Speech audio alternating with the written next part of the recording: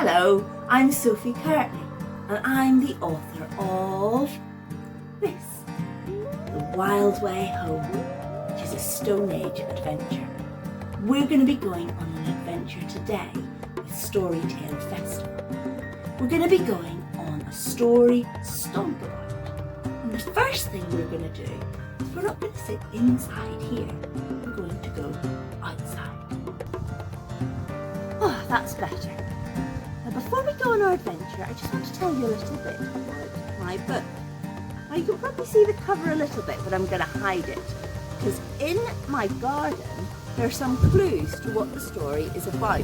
So if you follow me, you might notice some things that are hidden in my garden.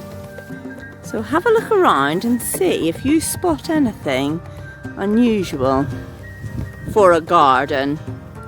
Anything that perhaps you might not expect to find lurking in the garden. Now, there are 4 objects hidden here, and each one has got something to do with my book. Did you spot this? In the apple, there is an arrowhead. So this is your first clue to what The Wild Way Home is all about. In the bush, I'm sure you noticed this guy. So this is a fearsome and terrifying wolf. That's your second clue to what The Wild Way Home is all about.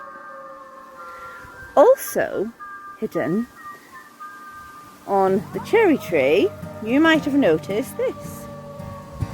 It is a friendship bracelet. It's another clue to what The Wild Way Home is all about. And there are 2 more.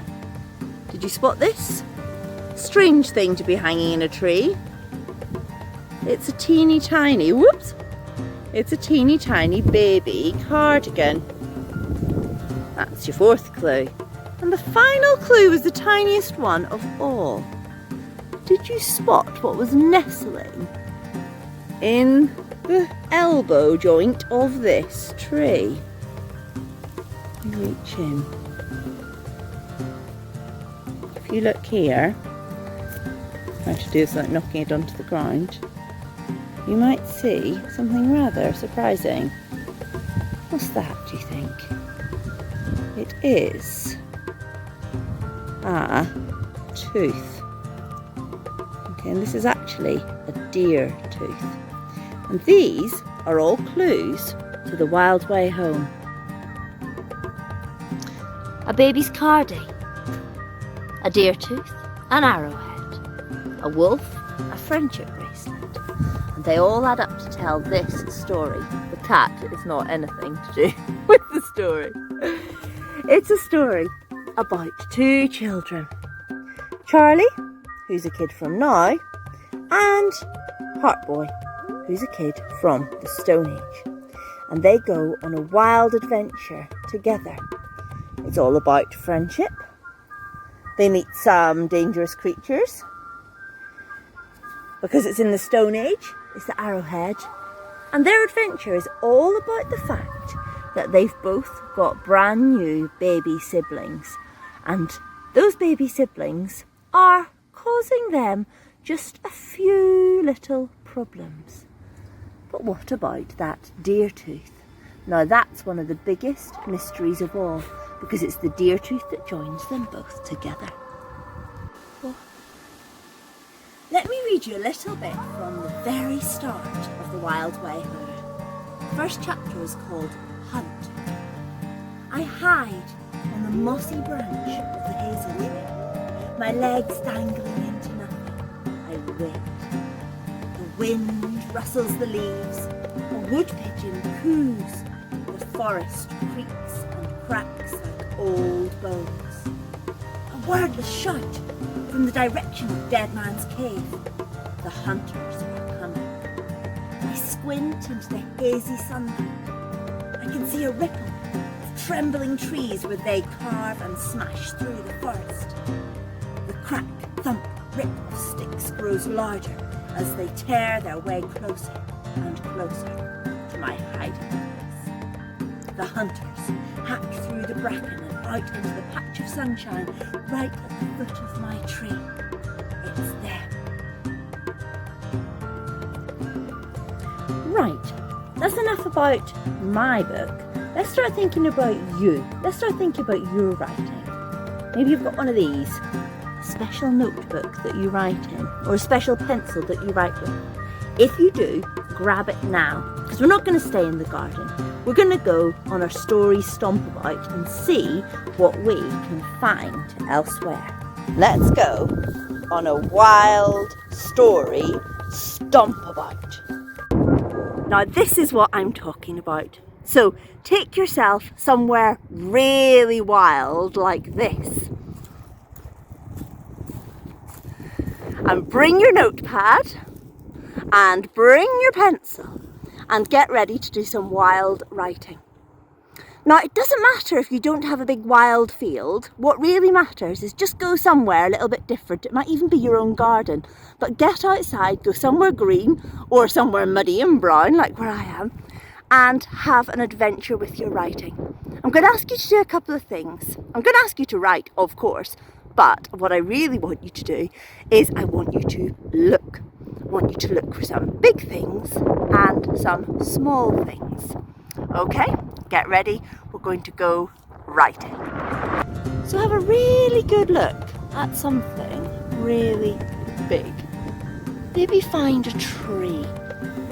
And in your notebook, have a little jot down some things that you actually see when you're looking at your tree. Perhaps you want to write about the bark. Perhaps you'll be able to describe the bark, the texture of it. Reach out, touch it, see what it actually feels like. Maybe it reminds you of something else.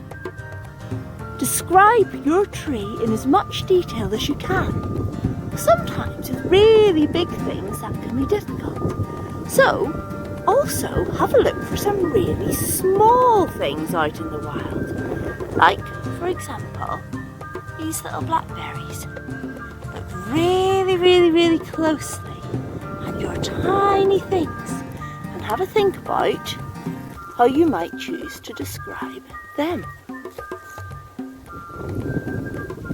Again, use all your senses if you possibly can.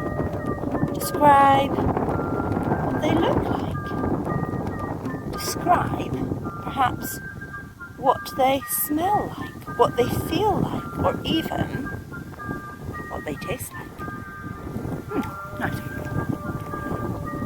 Sometimes it's really good to have a look at something, not just as what it is, another tree, but also to think about what it might be. Now, why I'm peering at this part of the tree is because look, this tree has swallowed a fence. Can you see that actually going right through the middle of this tree is a really old fence that used to be here. And since then, another fence has been put there. And actually, in between the two, if you look really carefully, you can see that there was actually once even a third fence, but this one has also been gobbled up by the tree. Now, when you notice a tiny little something like this, perhaps a story might pop into your head about, in my mind, when I look at this tree, I think, ooh, what if trees could eat things? What if trees could eat fences? What else could they eat? Could they eat squirrels? Could they eat us? And suddenly, just looking around on my walk at this tree that swallowed a fence, I'm suddenly thinking about a story idea about a tree that eats us. It's a bit of a scary story, but maybe as you're exploring your places that are special and interesting to you, you might come up with little thoughts and little ideas like that as well. You might write them down and they could turn into stories. So that is my wild challenge to you. See if you can look at big things, look at small things, and see what stories come bouncing into your mind.